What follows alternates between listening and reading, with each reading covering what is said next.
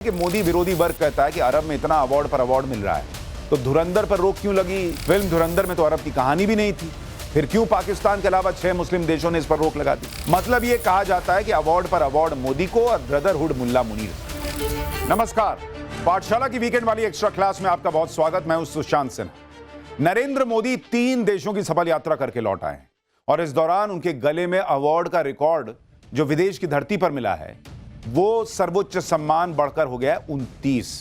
जी हां, 29। अभी आगे बताऊंगा कि कौन कौन सा अवार्ड नया है, कहां रिन्यू हुआ है, शुरू में कौन मिला था, ये सब आपको बताने वाले हैं। लेकिन कहानी सिर्फ इतनी भर नहीं है बॉस। कहानी यह है कि मोदी विरोधी वर्ग कहता है कि अरब में इतना अवार्ड पर अवार्ड मिल रहा है तो धुरंधर पर रोक क्यों लगी 6 मुस्लिम देशों में? बात सुनकर एक बार के लिए तो सही लगेगी, फिल्म धुरंधर में तो अरब की कहानी भी नहीं थी, फिर क्यों पाकिस्तान के अलावा 6 मुस्लिम देशों ने इस पर रोक लगा दी? और इसमें वो देश भी हैं जो नरेंद्र मोदी के जाने पर पलक पावड़े बिछाए रहते हैं। उन्होंने ऐसा क्यों किया भाई? मतलब ये कहा जाता है कि अवार्ड पर अवार्ड मोदी को और ब्रदरहुड मुल्ला मुनीर से।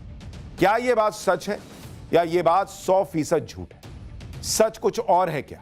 आज पाठशाला की वीकेंड वाली एक्स्ट्रा क्लास में ये चैप्टर खुलने जा रहा हूं, बहुत ध्यान से देखिएगा, बहुत कुछ है इसमें।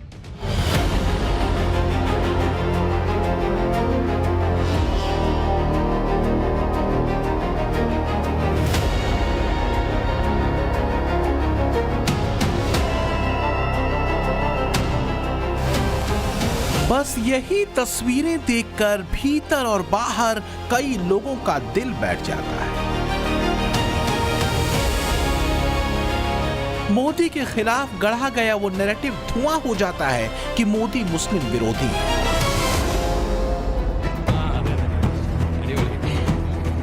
राहुल गांधी विदेशों में घूम घूम कर बांटते हैं कि मोदी राज में बड़ी अनेत है, अक़लियत सुरक्षित नहीं। ओवैसी मदनी भीतर चिल्लाते हैं मोदी राज में तो कयामत ही हो गई। लेकिन इस्लामिक देशों में मोदी, उनकी नीति और नियत का डंका बजता है। मोदी इस्लामिक देशों के सर्वोच्च सम्मान से बार बार नवाजे जाते हैं। कुल जमा गणित यह है कि 6 में से 5 खाड़ी देशों ने पीएम मोदी को अपने देश के सर्वोच्च सम्मान से नवाजा है। पिछले दिनों ओमान में पीएम मोदी को ऑर्डर ऑफ ओमान का सम्मान मिला। इससे पहले कुवैत में ऑर्डर ऑफ मुबारक अल कबीर से नवाजा गया। बहरीन का king Hamad order of the Renaissance का सर्वोच्च सम्मान भी पीएम मोदी को मिला। यूएई ने भी अपने दोस्त मोदी को ऑर्डर ऑफ जायद से नवाजा था। तो वहीं सऊदी अरब से भी उन्हें ऑर्डर ऑफ किंग अब्दुल अजीज का सबसे बड़ा सम्मान मिला। और दूसरी तरफ है लंबा, बहुत लंबा, न खत्म होने वाला इंतजार। पिछले दिनों पाकिस्तानी पीएम शहबाज शरीफ के पुतिन के इंतजार की चर्चा सरे बाजार में। 40 मिनट का लंबा इंतजार। तो वहीं मोदी को इस्लामिक देश में मिले सर्वोच्च सम्मान ने पाकिस्तानियों के दिल जिगर को छलनी कर दिया। आह निकली, हाय शहबाज न हुए मोदी। अब सवाल यह है कि दिल का जलना किसका ज्यादा है, इधर या उधर? क्योंकि एक सवाल बड़ी तेजी से विपक्ष उठा रहा है कि अगर मोदी खाड़ी देशों के इतने ही प्रिय हैं तो फिर फिल्म धुरंधर को खाड़ी देशों ने बैन क्यों कर दिया? पीएम मोदी ने खाड़ी देशों में बैन हटवा क्यों नहीं दिया? कहीं पाकिस्तान के मुद्दे पर इस्लामिक देशों का मुस्लिम ब्रदरहुड आड़े तो नहीं आ जाता? Bahrain, Kuwait, Oman, Qatar, Saudi Arabia और यूएई खाड़ी देश हैं जिन्होंने धुरंधर फिल्म पर बैन लगाया है। खबरों के मुताबिक ये कहते हुए बैन लगाया गया है कि ये फिल्म एंटी पाकिस्तान फिल्म है। 6 खाड़ी देशों की कुल आबादी करीब 6 करोड़ है।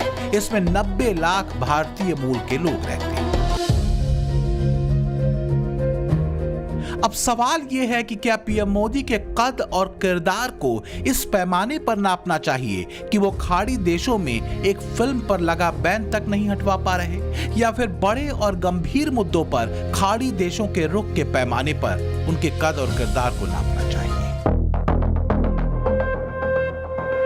पाकिस्तानी इस बात से खुश हो सकते हैं कि उनकी सरकार ने खाड़ी देशों में भारतीय फिल्म पर रोक लगवा दी, लेकिन इन्हीं खाड़ी देशों में से एक को छोड़कर किसी ने भी पाकिस्तानी प्रधानमंत्री शहबाज शरीफ को एक भी सर्वोच्च सम्मान नहीं दिया है।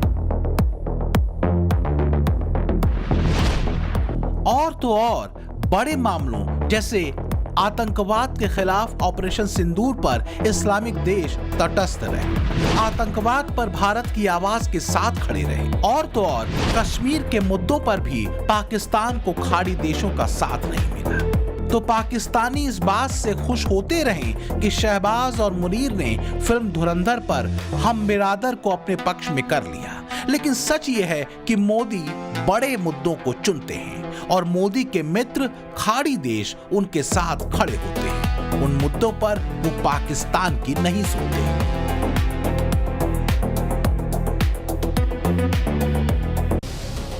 पाकिस्तान का हाल वैसा ही है जैसे रोते बच्चे को टॉफी देकर खुश कर देना। पाकिस्तान की औकात और हैसियत खाड़ी देशों और इस्लामिक मुल्कों के बीच इससे ज्यादा और कुछ नहीं। बड़ी सोच और बड़े मुद्दों पर खाड़ी देशों की राह मुस्लिम ब्रदरहुड से ज्यादा राष्ट्रहित की है। बात 2014 के बाद से बदली उस विदेश नीति की है जो नीति मोदी पर्सपेक्टिव है, जिसकी बुनियाद आपसी हित है, धर्म के आधार पर रार नहीं। 2014 से पहले और 2014 के बाद खाड़ी देशों के साथ भारत के संबंधों में क्या-क्या बदल गया, जरा इसे देखिए। 2014 से पहले खाड़ी देशों से संबंध ज्यादातर तेल, गैस आयात और भारतीय प्रवासी कामगारों तक सीमित थे। तो वहीं मोदी ने 2014 के बाद एक्ट वेस्ट नीति पर फोकस किया। 2014 से पहले की नीति इस्लामिक सहयोग संगठन यानी OIC से दूरी की थी। 2014 के बाद मोदी ने OIC के साथ आंशिक खुलापन की नीति अपनाई। नतीजा ये हुआ कि 2019 में भारत को OIC के विदेश मंत्रियों की बैठक में गेस्ट ऑफ ऑनर के रूप में बुलाया गया। 2014 से पहले इस्लामिक देशों के कश्मीर पर आलोचना के सुर थे। कुछ इस्लामिक देशों से समय समय पर बयान भी आते थे, जबकि 2014 के बाद मोदी नीति में कश्मीर पर प्रतिक्रिया में नरमी आई और मोटे तौर पर प्रतिक्रिया पहले की तुलना में संयमित रही। तो 2014 से पहले इस्लामिक देशों के साथ भारत की कथित सेकुलर सरकारों के संबंध कैसे थे, इसे आप ऐसे भी समझ सकते हैं कि बतौर प्रधानमंत्री मोदी ने पहली बार UAE का दौरा अगस्त 2015 में किया था। ये दौरा इस लिहाज से ऐतिहासिक था क्योंकि किसी भारतीय प्रधानमंत्री ने 34 साल बाद UAE की धरती पर कदम रखा था। दुनिया में किसी एक देश के साथ इतनी बड़ी मात्रा में हवाई आवागमन अगर कहीं है तो इस इलाके से है।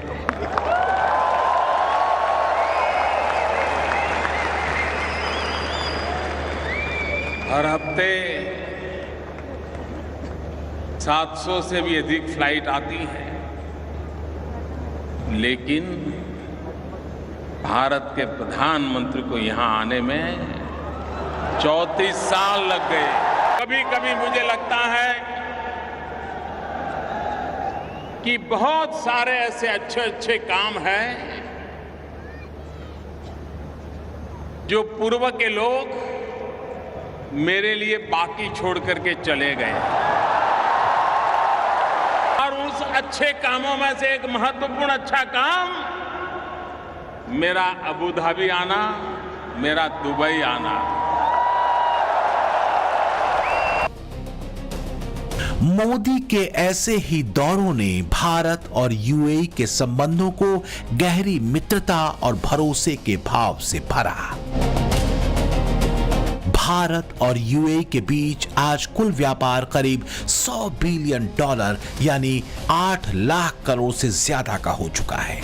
इतना ही नहीं, सऊदी अरब के साथ $42.9 बिलियन का है, कतर के साथ $14 बिलियन का, कुवैत के साथ $10.4 बिलियन, ओमान के साथ करीब $10 बिलियन और बहरीन के साथ $1.7 बिलियन का व्यापार भारत करता है। यानी आज भारत जीसीसी यानी गल्फ कोऑपरेशन काउंसिल के साथ 161.6 बिलियन डॉलर से ज्यादा का कारोबार करता है। पिछले दिनों किंग ऑफ जॉर्डन अब्दुल्ला द्वितीय के साथ पीएम मोदी की गर्मजोशी भरी मुलाकात की तस्वीरें इंटरनेशनल मीडिया में सुर्खियां बनी। किंग जॉर्डन अब्दुल्ला द्वितीय पैगंबर मोहम्मद की 42वीं पीढ़ी से आते हैं। अपने रहन सहन और पहनावे में किंग अब्दुल्ला का पूरा परिवार मॉडर्न इस्लाम का सबसे मजबूत सिंबल है। पीएम मोदी को किंग अब्दुल्ला के बेटे क्राउन प्रिंस हुसैन ने अपनी कार में रिसीव और सी ऑफ किया, लेकिन इधर नैरेटिव दूसरा ही है। मैं अपने बचपने में जब हिस्ट्री पढ़ता था तो मैंने एक स्टैचू की फोटो देखी थी, प्रीस्ट किंग ऑफ मोहनजोदारो। ऐसा लगता है कि वैसा ही लग रहा है कि प्रधानमंत्री नहीं है बल्कि पुजारी सम्राट बन चुके हैं वो। जब जब जुल्म होगा तब तब जिहाद होगा। इसका मतलब है मुसलमानों की जमीन को हड़प करना चाहते हो, हराम खाना चाहते हो, इसलिए उन्नाव को हड़प करना चाहते हो। असदुद्दीन ओवैसी देश की संसद में कहते हैं कि मोदी मुसलमानों के खिलाफ हैं। मदनी के बोल आप भी जानते ही हैं। हमारे यहां बिहार में एक कहावत है कि दिन सो रात सो मौका मिले तो और सो। कई बार ऐसा लगता है कि यह कहावत मोदी के खिलाफ प्रोपेगेंडा चलाने वालों पर फिट बैठती, मतलब हर तरफ प्रोपेगेंडा फैला। और जो लोग ये कर रहे हैं, एक बड़ी धार धुरंधर पर लगी रोक से मिल गई। थोड़ा बहुत तो लोग चिल्पों ऑपरेशन सिंदूर के समय भी करना शुरू किए थे, लेकिन तब सच्चाई सामने आते ही घनघोर चुप्पी मार गए। इस बार धुरंधर फिल्म पर मौका मिला, लेकिन पूरी सच्चाई के बाद इन्हें यहां भी चुप ही होना पड़ेगा क्या? देखिए। तो एक तरफ वो इस्लामिक देश हैं जो भारत के साथ अपने संबंधों को और मजबूत करना चाहते हैं। इसमें एक बड़ा रोल पीएम मोदी और उनकी नीति पर भरोसे का है। दूसरी तरफ वो नैरेटिव जो देश के भीतर ही खाड़ी देशों में बैन फिल्म धुरंधर के जरिए कुछ नेता बनाने में लगे हैं।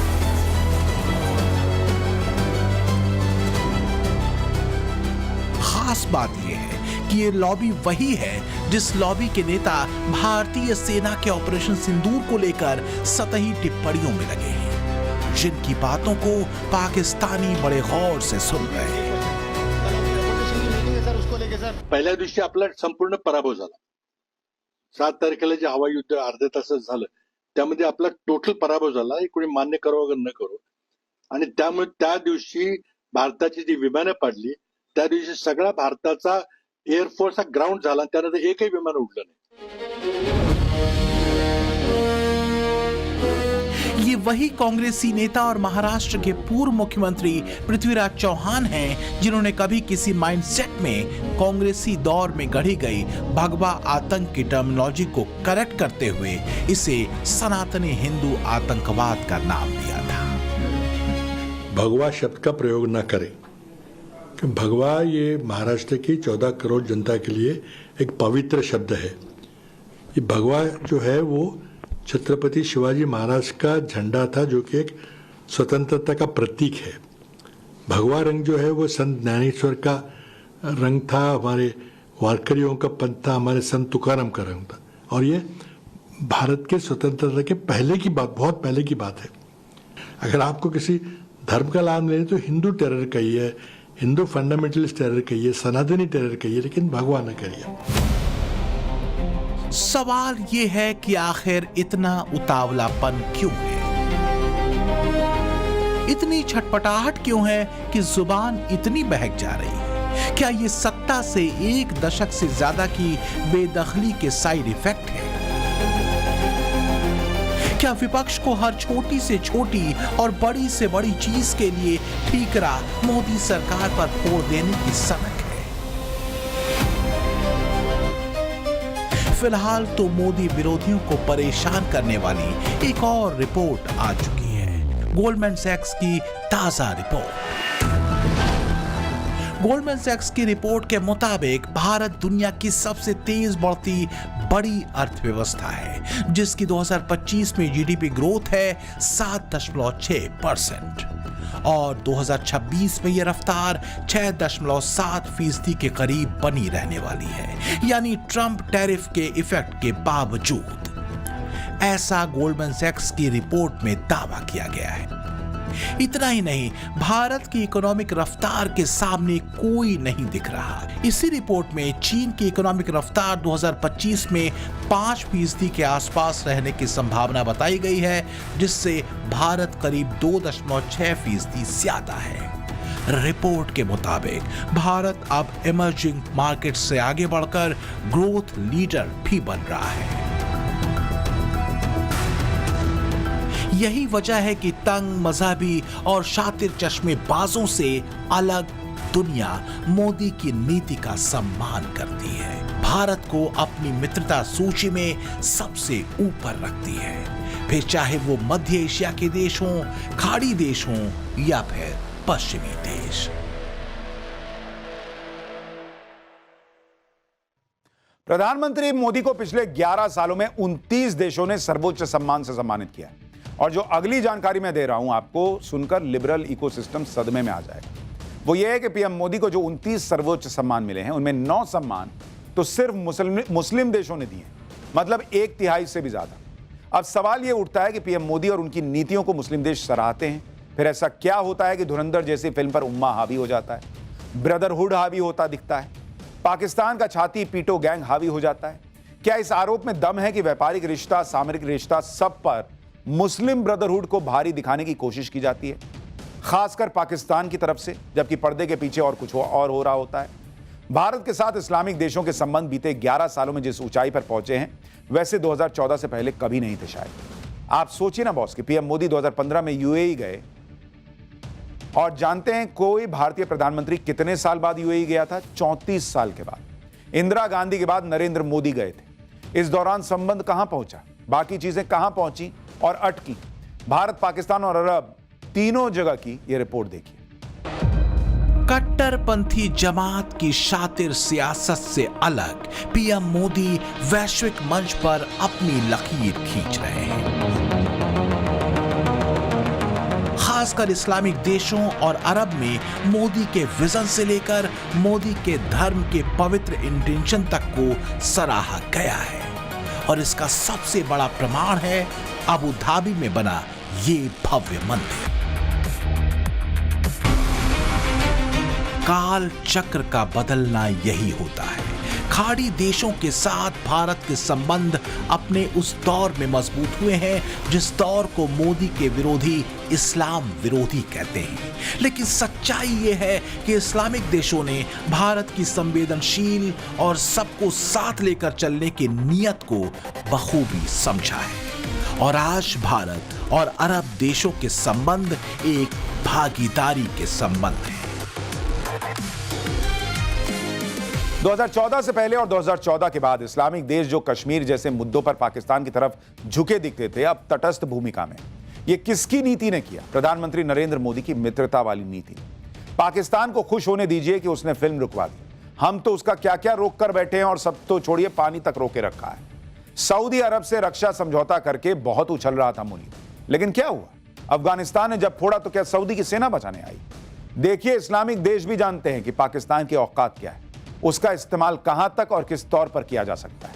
रही बात भारत की, तो भारत सिर्फ कारोबारी मित्र नहीं है, बल्कि मिडिल ईस्ट का भारत ग्लोबल साउथ का पिलर है। एक मजबूत आवाज है जिसके साथ मिल जाए उसका डंका बज जाता है, और जिसकी वजह है कि मोदी और भारत की स्वतंत्र विदेश नीति की दुनिया भर में चर्चा है। तो बात घूम कर उसी घुंघरू पर अटकती है जो पाकिस्तान में लगातार बज रही है। तब से बज रही है जब से पाकिस्तानियों ने पुतिन से मिलने के लिए बैठे शहबाज का 40 मिनट का लंबा इंतजार देखा है और मोदी के साथ दोस्त पुतिन की केमिस्ट्री देखी है। तो जो पूछते हैं कि पाकिस्तान और भारत में अंतर क्या है, जो सवाल उठाते हैं कि मोदी और शहबाज में फर्क क्या है, फर्क यही है, शहबाज और मुनीर की औकात इस्लामिक बिरादरी में बस इतनी है कि जितनी दरवाजे पर बैठा भिखारी, जबकि भारत का मतलब है भरोसा, मोदी का मतलब है मजबूत नीति और मित्रता। पाकिस्तान फिल्म बैन कराकर खुश हो जाता है और मोदी बड़े मुद्दों पर पाकिस्तान को इस्लामिक बिरादरी से ही अलग थलग करके। Bureau report, times now, Navbharat.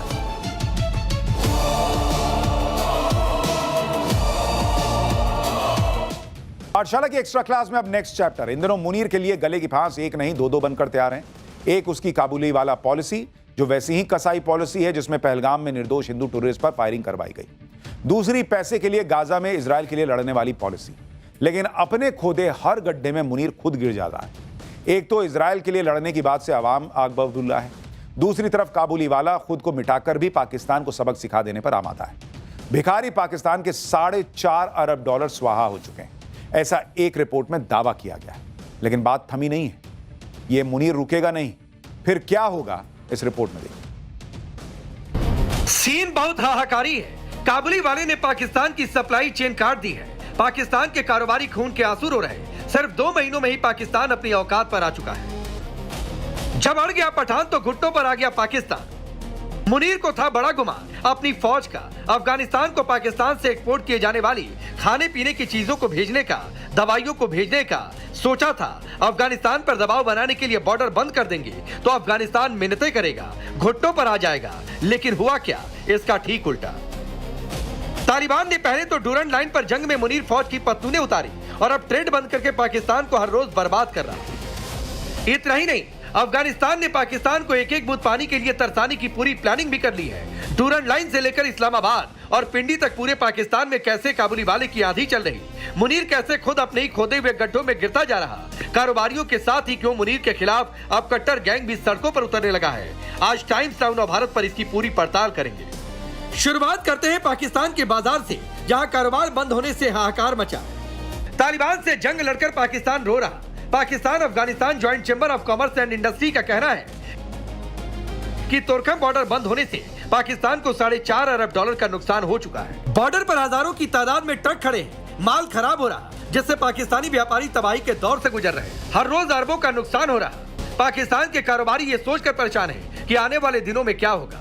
सिर्फ 1-1.5 महीने में $4.5 अरब का नुकसान हो चुका है। पाकिस्तान के लिए रकम बहुत बड़ी है, क्योंकि पाकिस्तान वो देश है जो $1-1 बिलियन के कर्ज के लिए IMF के तलवे चाटता है, अरबों के लिए जी हजूरी करता है।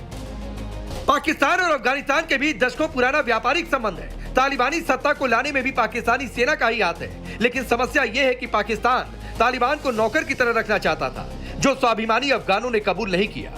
TTP के हमलों को लेकर दोनों देशों के रिश्ते तल्ख हुए तो मुनीर ने एयर स्ट्राइक करके अफगानों पर दबाव बनाने की चाल चली। लेकिन यह चाल ऐसी उल्टी पड़ गई कि पाकिस्तानी फौज को अपनी चौकियां छोड़कर भागना पड़ा। इसके बाद मुनीर ने दूसरी चाल चली, बॉर्डर बंद करके कारोबार बंद करने की। लेकिन अफगानों ने उसका भी तोड़ निकाल लिया। अफगानिस्तान अब ईरान और भारत जैसे पड़ोसी देशों से कारोबार कर रहा। रास्ता बंद होने से जो अफगान सामान कराची पोर्ट पर फंस गया, उसे ईरान के चाबहार पोर्ट से अफगानिस्तान पहुंचाया जा रहा। पाकिस्तान ने अफगान बाजार का करीब 65% हिस्सा ईरान, भारत, तुर्की और मध्य एशियाई देशों के हाथों गंवा दिया है, जिसने मुनीर के होश ठिकाने लगा दिए। पाकिस्तानी कारोबारी अब अफगानिस्तान से बॉर्डर खोलने के लिए गिड़गिड़ा रहे। अफगानिस्तान के साथ व्यापार बंद होने से पाकिस्तान को दो तरफा मार पड़ रही। पहली चीज, पाकिस्तान से ना तो कोई सामान अफगानिस्तान जा पा रहा और ना ही अफगानिस्तान से जरूरत की चीजें पाकिस्तान आ पा रही। इसके साथ ही अफगान बॉर्डर पर होने से पाकिस्तान को मध्य एशिया में अपना सामान भेजने में काफी दिक्कत हो रही, जबकि अफगानिस्तान मिडिल ईस्ट से अपने कारोबार को और बढ़ाने में लगा। पाकिस्तान की हालत एकदम खराब हो गई है। वहां आर्थिक मंदी का दौर है। न केवल व्यापार ठप हुआ, बल्कि रोजमर्रा की चीजों के दाम आसमान छूने लगे हैं। टमाटर का भाव 600 रुपए किलो हो गया तो अदरक के दाम 750 रुपए किलो तक पहुंच गए। करोड़ों लोगों को बुनियादी चीजें भी खरीदने में मुश्किल हो रही। काबुली वाले की मार यहीं तक नहीं, लड़ाई आर या पार की है। प्लान पाकिस्तान के भूख से मारने का ही नहीं, पानी की एक एक बूंद के लिए तरसाने का भी है। ये नदी देख रहे हैं आप, ये अफगानिस्तान की कुनार नदी है, जो पाकिस्तान की प्यास भी बुझाती है। अब तालिबान ने कुनार नदी का पानी नांगरहार क्षेत्र की ओर मोड़ने का फैसला कर लिया है। यानी पहले सिंधु और अब कुनार। इस खबर के आने के बाद से पाकिस्तान में त्राहिमाम मचा है। पहले डूरन लाइन पर बारूदी जवाब, फिर कारोबार को $4.5 अरब की चपत और अब कुनार नदी का पानी रोककर जल संकट को गंभीर करना। अफगानिस्तान के ये वो दाव है जिससे पाकिस्तान छटपटाने लगा है, जिसके खींच पाकिस्तान वहां रहने वाले अफगानों पर निकाल रहा, जिन्हें जबरन वहां से खदेड़ा जा रहा। मुनीर को भी समझ आ रहा कि उसने तालिबान से पंगा लेकर गलत कदम उठा लिया। असल में पहले तो मुनीर ने अफगानिस्तान को हल्के में ले लिया, लेकिन अब हर मोर्चे पर तालिबान का पलटवार देखा तो उसकी अक्ल ठिकाने आ गई। मुस्लिम मुल्कों से गुहार लगाकर तालिबान के साथ समझौता करने की कोशिशें भी की गई, लेकिन अफगानिस्तान किसी भी मुद्दे पर पाकिस्तान के सामने नहीं झुका। तभी से अफगानिस्तान पर पूरा पाकिस्तान आग बबूला है। मुनीर अफगानिस्तान को बंदर घुड़की देने चला था, लेकिन अंजाम ये हुआ कि वो हर मोर्चे पर खुद ही घिर गया। मुनीर की काबुली वाला पॉलिसी एकदम फ्लॉप साबित हुई, जिसके बाद उसकी घर में ही फजियत शुरू हो गई। इतना ही नहीं, जिस तरह अमेरिका के प्रेशर में आकर मुनीर ने गाजा में पाकिस्तान फौज को जो ऑफर दिया, उसके बाद तो ये साफ हो गया कि मुनीर सिर्फ डॉलर का यार है।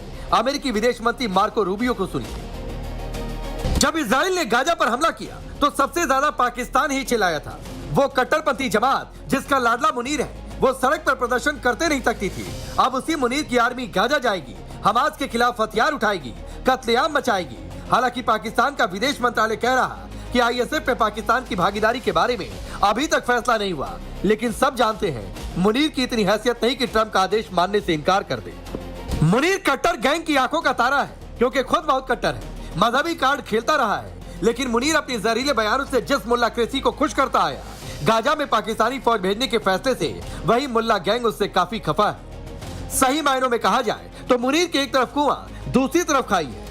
हालात ये है कि पाकिस्तान के अंदरूनी हालात हो, अफगानिस्तान के साथ बिगड़ते रिश्ते हो, या ट्रंप को खुश करने के लिए किए गए फैसले, मुनीर ने जो भी गड्ढे खोदे अब वो उसमें खुद गिरता नजर आ रहा।